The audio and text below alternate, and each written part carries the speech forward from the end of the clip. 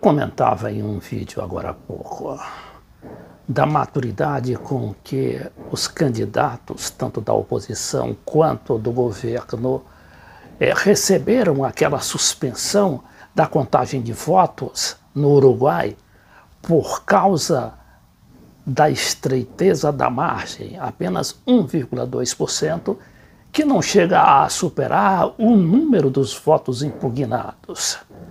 E também do compromisso daqueles candidatos em respeitar os resultados. Mas aí a gente vai para a Colômbia onde o presidente Ivan Duque, fez uma autocrítica e reconheceu a necessidade de reformas. Mas só que ele começou mal, e começou por chamar os políticos e não os movimentos sociais para discutir os problemas mais urgentes de seu país.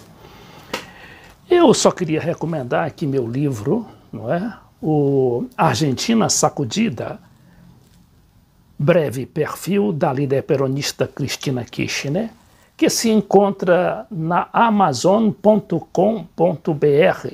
tanto nas versões digital como impressa, ou seja, aquela em papel. É nele que eu me baseio na maioria desses comentários, cujos conceitos eu tento traçar neste livro de 240 páginas.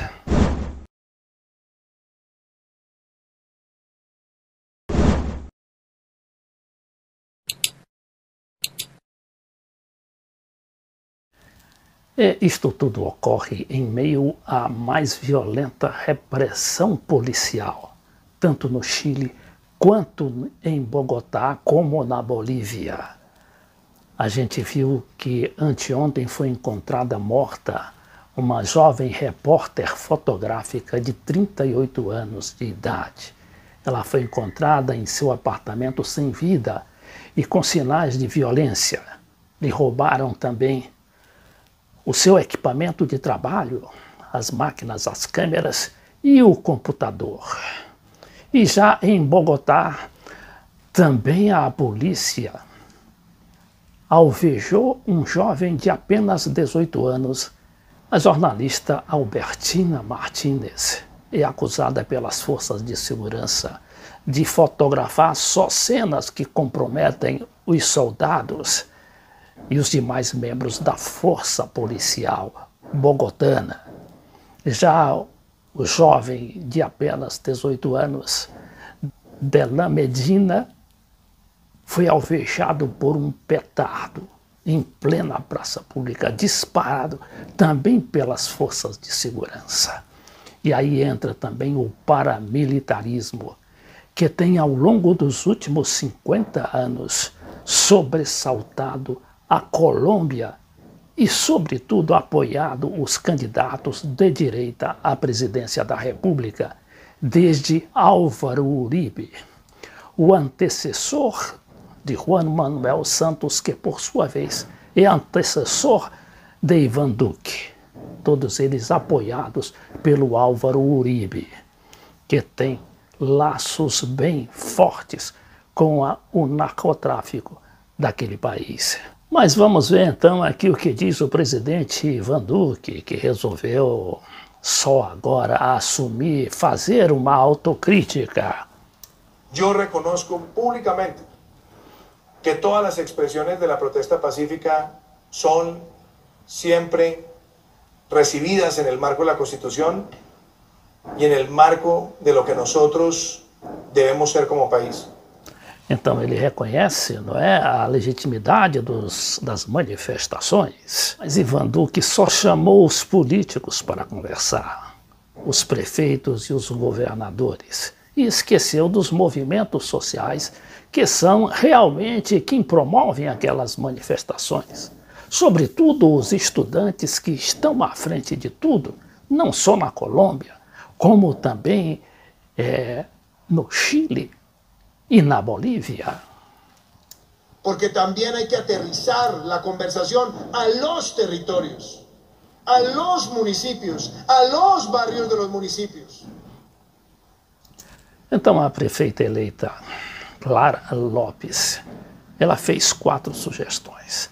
A primeira delas é de ouvir as ruas, ou seja, a cidadania das ruas, aquela que promove aquelas manifestações, porque sentem diretamente na pele os problemas causados pela atual administração. La primera es que ninguno de nosotros, ni yo como alcaldesa de Bogotá, ni ningún alcalde... Ela diz que nenhuma desses membros eleitos, desses prefeitos eleitos, eles representam a cidadania das ruas. Electo representa a la ciudadanía en las calles. La ciudadanía en las calles tiene sus propios voceros, sus propias organizaciones. Então, a cidadania das ruas tem seus próprios porta-vozes y sus propias agendas y demandas.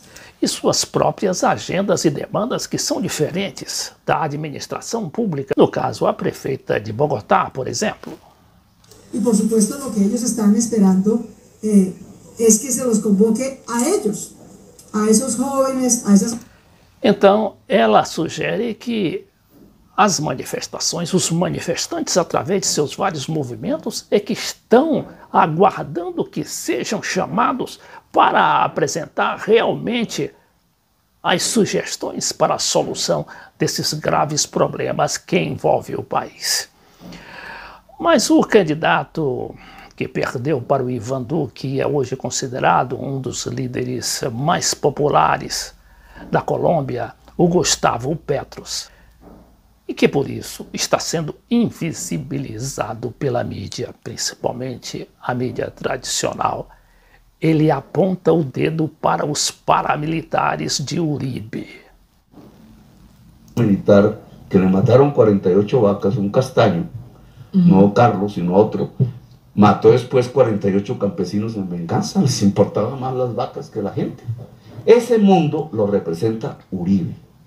Cuando llega Uribe y votan por Uribe o Duque o el que dijo Uribe, están votando por eso, por una fuerza social que tiene el poder en la costa atlántica, en el Magdalena Medio, en el Piedemonte Llanero, y que impone ese poder sobre sociedades más avanzadas en las grandes ciudades. Algunos comentarios... Ahora, ¿yo a quién represento? Como figura política, como individuo, ¿a quién represento? ¿A qué fuerza social represento? Yo represento al pueblo trabajador. Y por tanto, el proyecto político que yo busco en reformas, en políticas, cómo miro las pensiones, cómo miro el contrato laboral, cómo miro la educación pública, cómo miro el campo, cómo miro el agua, cómo miro el mundo, es diferente a la manera como el uribismo tiene un proyecto político en relación a ese mismo mundo, a ese mismo agua, a esa misma naturaleza, a ese mismo pueblo trabajador. Então, esse é o Gustavo Petro, que é o candidato que foi derrotado pelo candidato do Uribe, o atual presidente Iván Duque, que está em muito maus lençóis. Mas é claro que o Iván Duque vai ouvir primeiro a chamada oposição consentida, enquanto o Iván Duque vai tendo seu prestígio cada vez maior entre a população.